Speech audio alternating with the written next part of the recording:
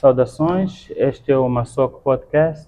Hoje estamos aqui com uma figura incontornável, a doutora Lúcia Xirinda, que é a número 2 da Embaixada moçambicana nos Estados Unidos da América. Ela vai poder melhor explicar aquilo que é o seu título.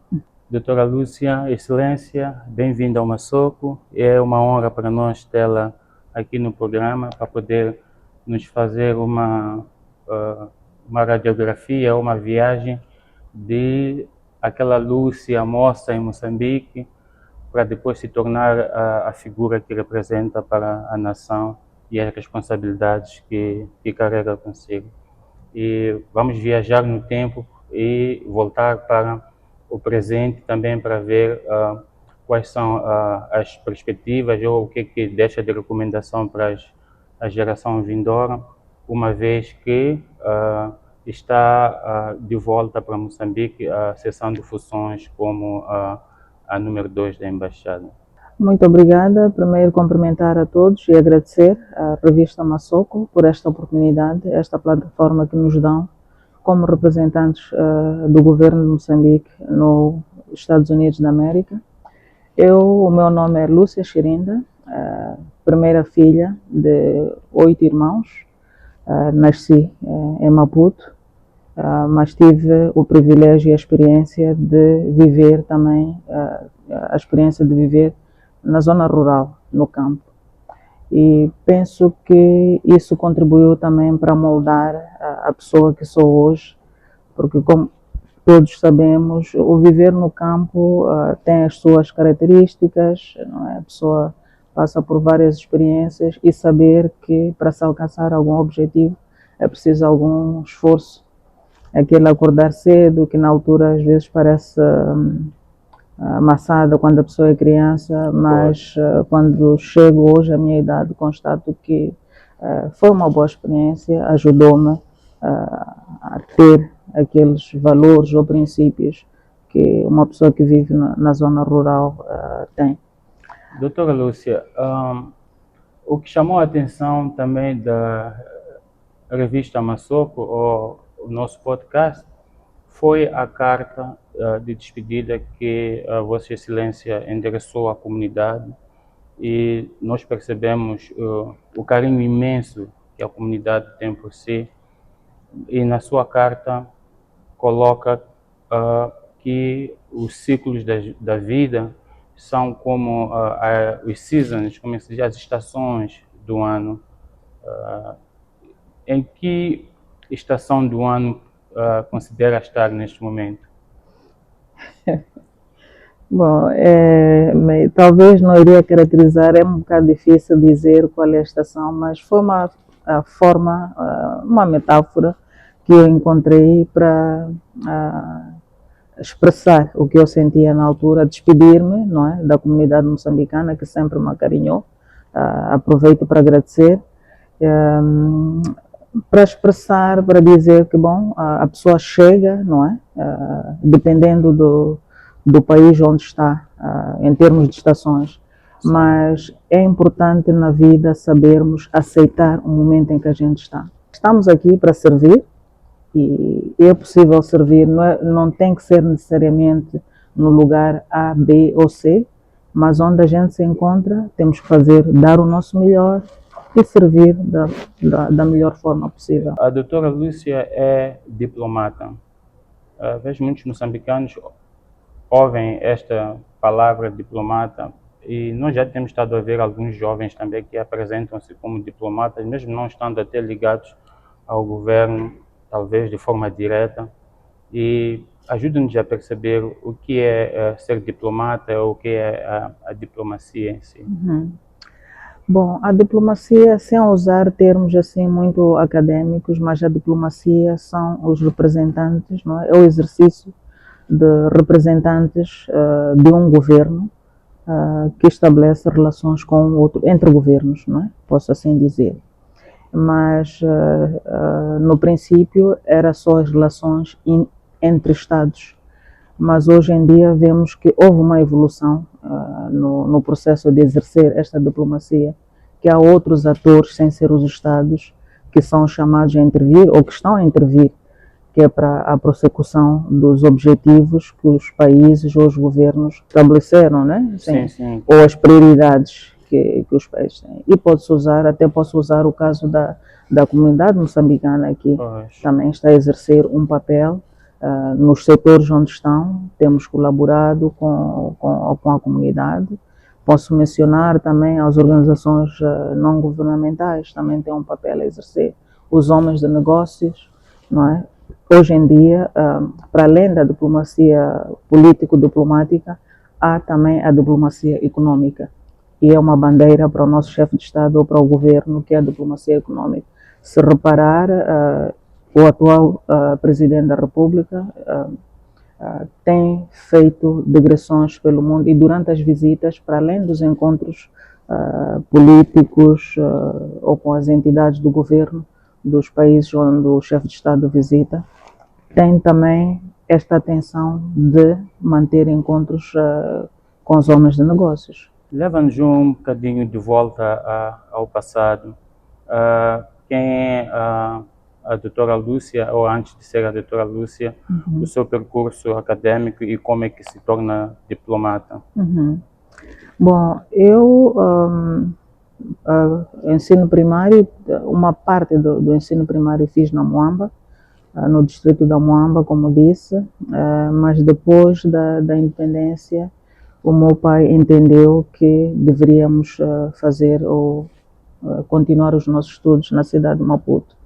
E como vivesse perto, fiz o ensino, parte do ensino primário na escola primária 3 de Fevereiro, na escola secundária da Machaquena, havia várias fases, depois fui a Josina Machel e fui a Francisco Manhanga. E depois da Francisco Manhanga, naquela altura, tivemos esta sorte, o governo estava lá a dar todo o apoio às crianças, principalmente às crianças desfavorecidas, que é o meu caso. Eu talvez se não fosse esta política do governo na altura de conceder educação gratuita, não teria tido a oportunidade que tive de frequentar a educação que tive. E pronto, depois da Escola Francisco Manhanga, foi o Instituto Superior de Relações Internacionais, que hoje é a Universidade de Joaquim Chissano. Sim. E quando terminei a formação, tive uma afetação, isto tudo pelo governo, tive uma afetação no Ministério da Cooperação.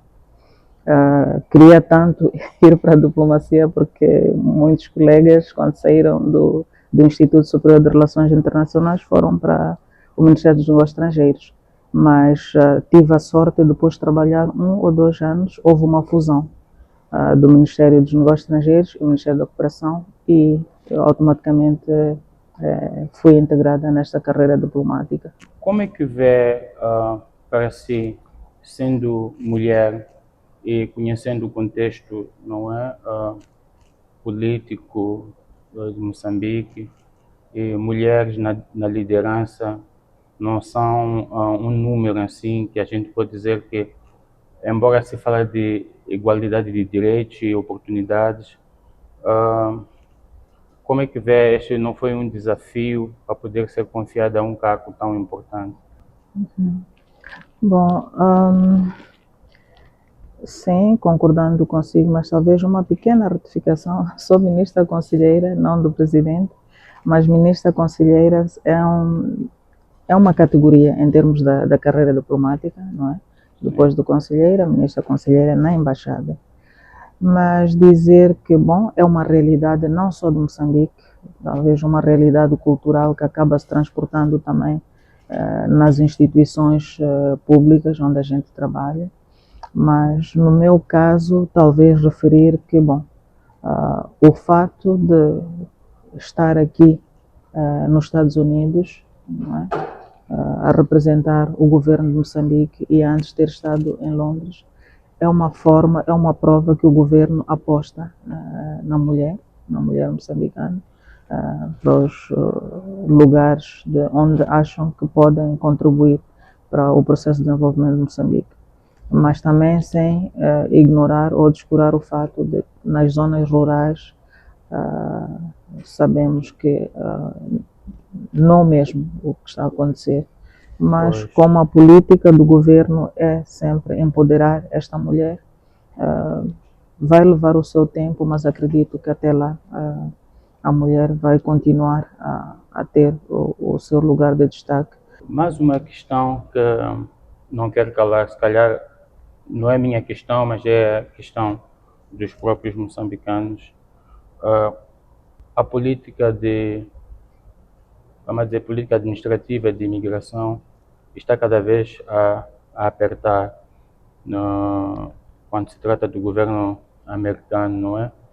Que agora para as pessoas poderem ter visto turístico tem que pagar uma calção ali, não é? Que é um valor que depois é reembolsado, mas custa aos olhos da cara e as pessoas não podem fazer as suas atividades turísticas e até comerciais. Acredito que também, mesmo para a classe estudantil, talvez isso tenha um tratamento diferente, mas também vai ser difícil nós termos aqui moçambicanos a virem estudar ou a aderir a bolsas de estudo. Como é que olha para este cenário e o que é que o governo, como é que o governo está a reagir, se tem alguma informação face a esta situação? Bom, em relação à decisão do governo dos Estados Unidos, eu talvez começar, por mais que seja difícil a gente aceitar, mas temos que partir do princípio que os governos, cada estado tem as suas políticas, é uma decisão soberana que só nos cabe aceitar, por mais difícil que seja aceitar, e esperar. Podemos usar mecanismos bilaterais para ver se podemos melhorar. Como sabem, os moçambicanos, a maioria dos moçambicanos não tem esse poder financeiro de pagar o valor que foi estipulado para o visto.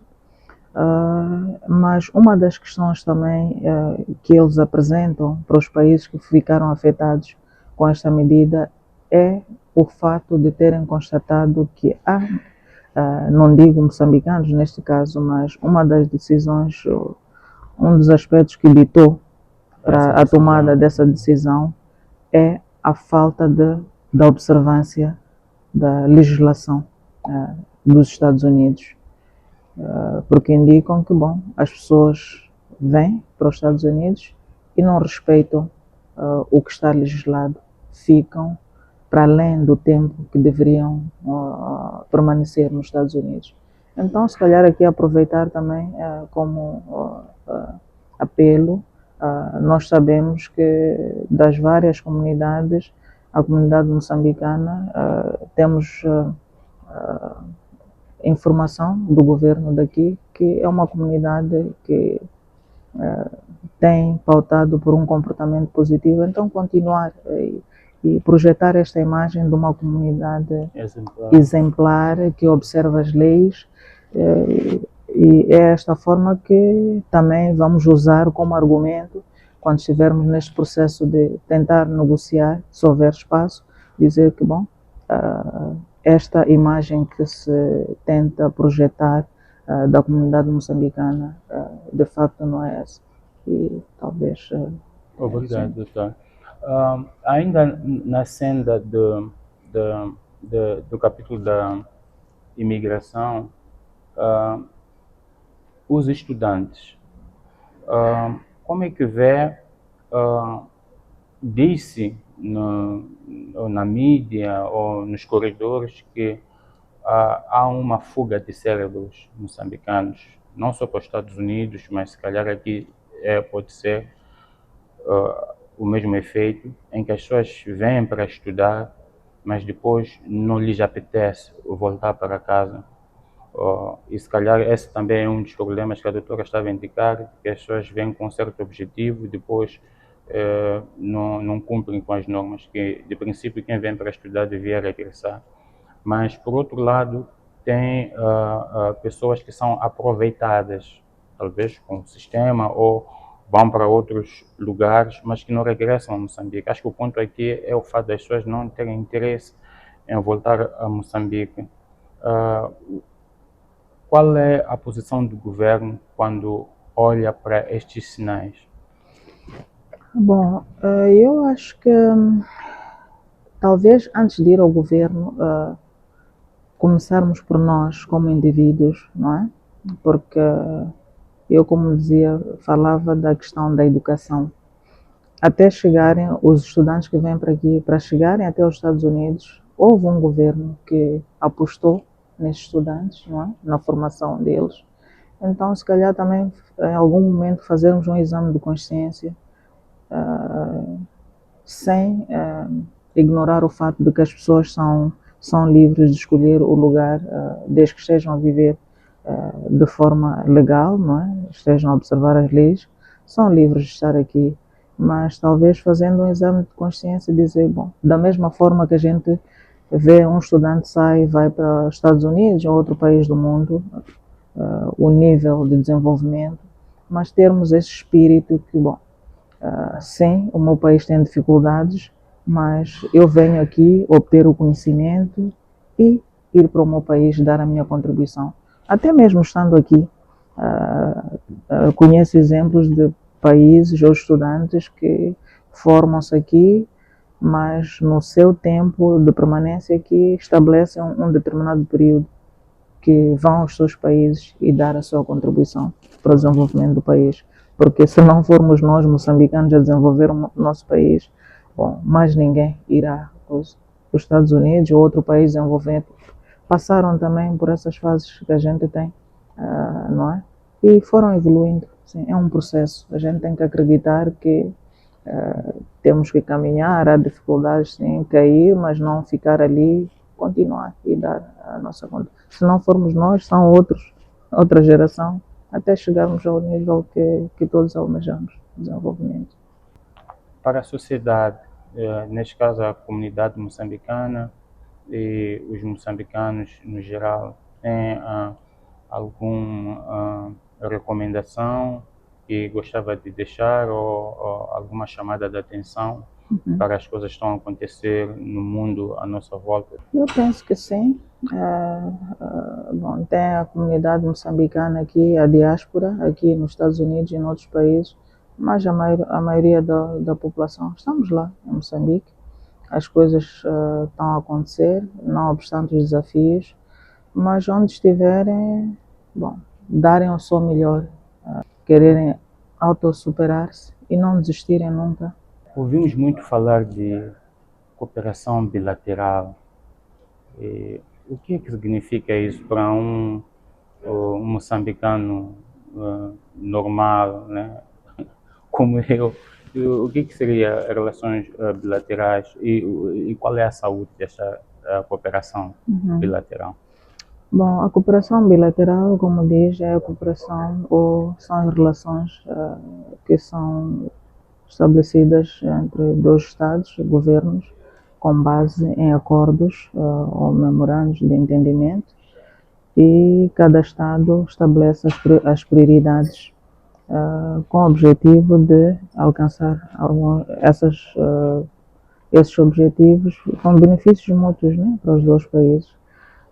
Em termos de caracterizar a cooperação bilateral entre Moçambique e Estados Unidos, penso que é positiva, mas houve uma mudança de paradigma, se eu assim disser, posso dizer, uma mudança de paradigma.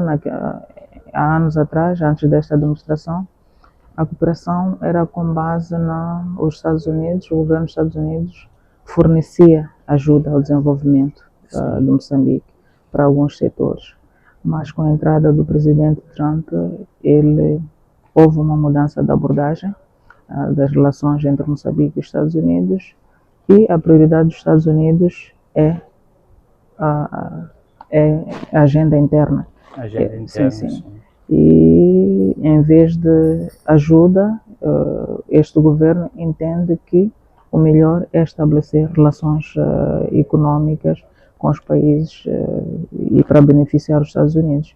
Então, o Moçambique tem que também tentar se reajustar a esta nova abordagem, que até vai de encontro também com as prioridades do país, que é a nossa diplomacia económica, e apresentando áreas para as empresas americanas investirem, por exemplo, na área de minerais críticos, gás natural, LNG. Temos um grande projeto na bacia do Rovuma, que temos lá uma empresa americana, que é a ExxonMobil, que está a investir. Temos também um investimento na área de grafite, mineração de grafite, que é usado para estes veículos elétricos. É um grafite que vem de Moçambique. A área do turismo, são várias áreas, e em dezembro, numa área social, não é aos níveis que gostaríamos que estivesse por causa desta mudança de abordagem. Mas em dezembro foi assinado um memorando de entendimento avaliado em 1,8 bilhões de dólares americanos.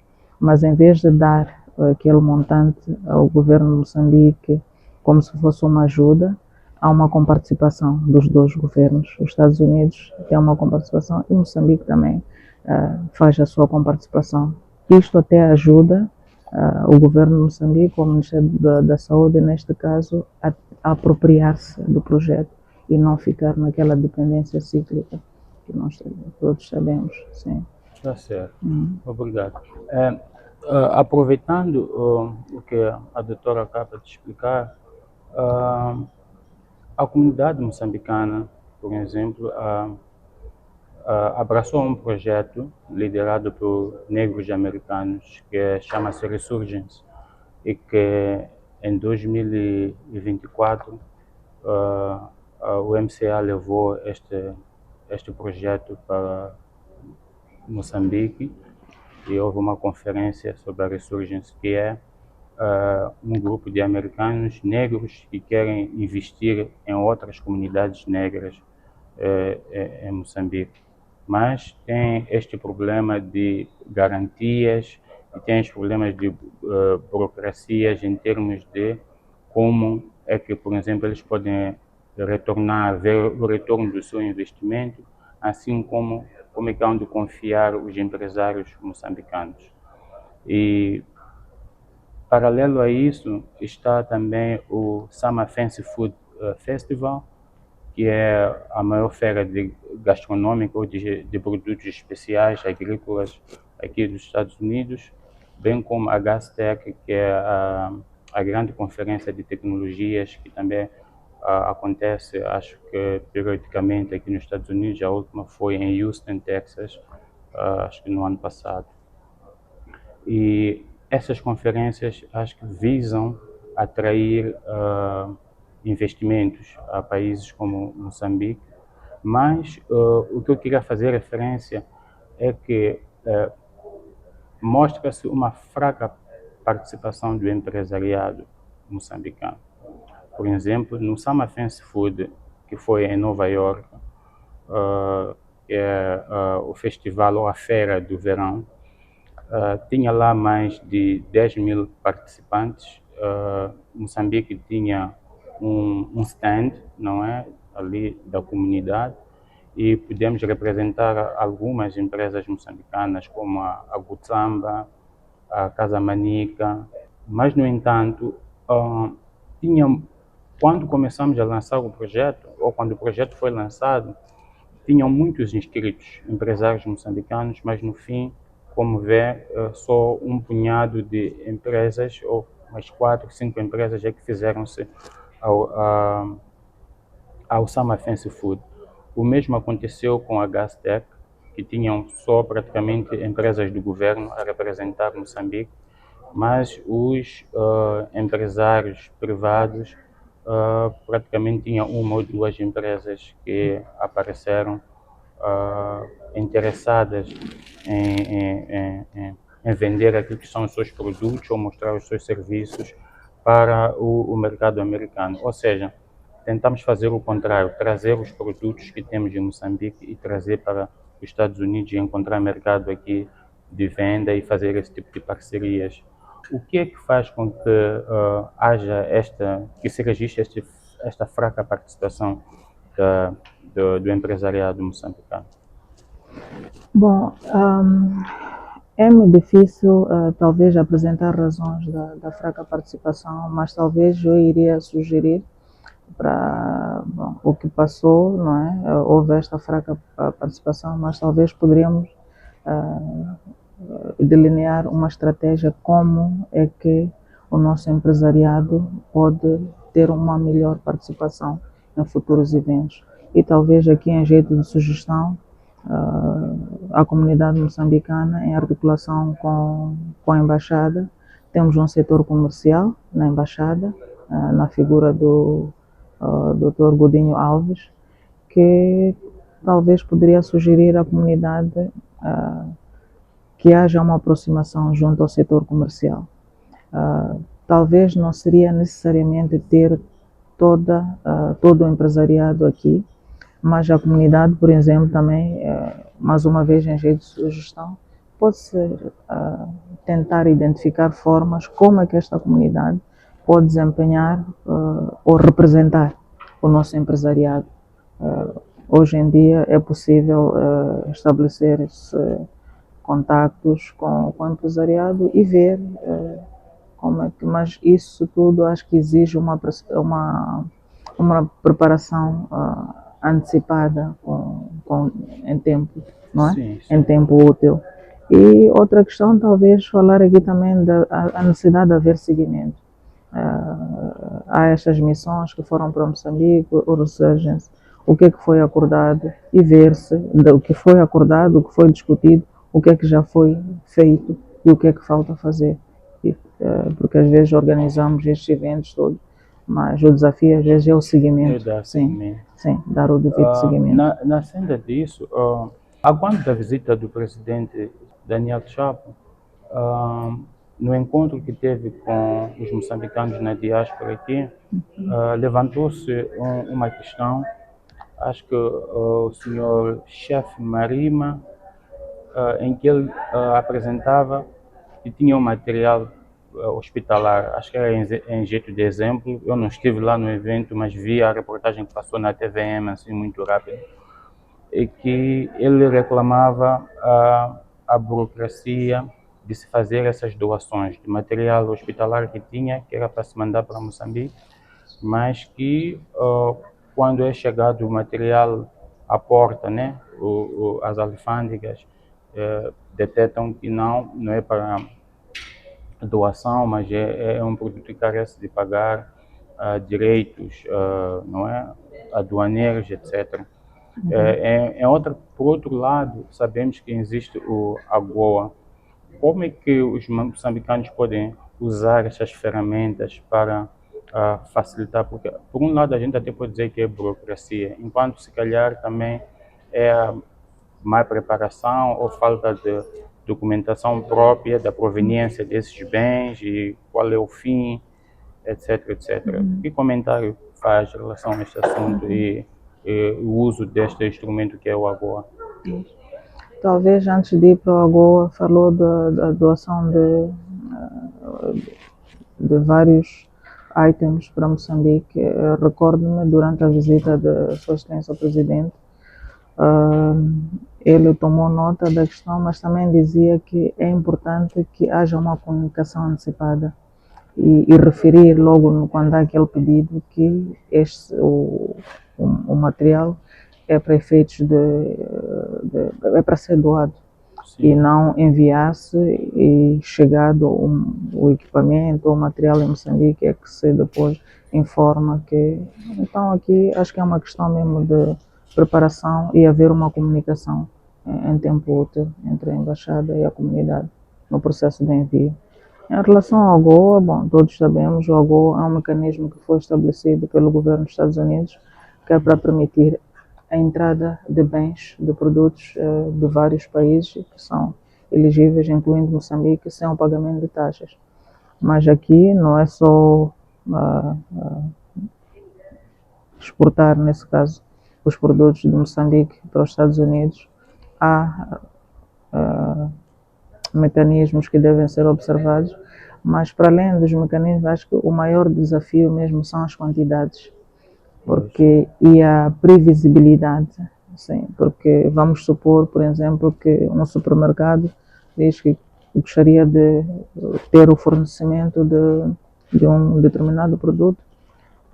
O país ou os produtores têm que ter aquela capacidade de, em tempo útil e de forma Consistente. Sim, consistente, responder à demanda.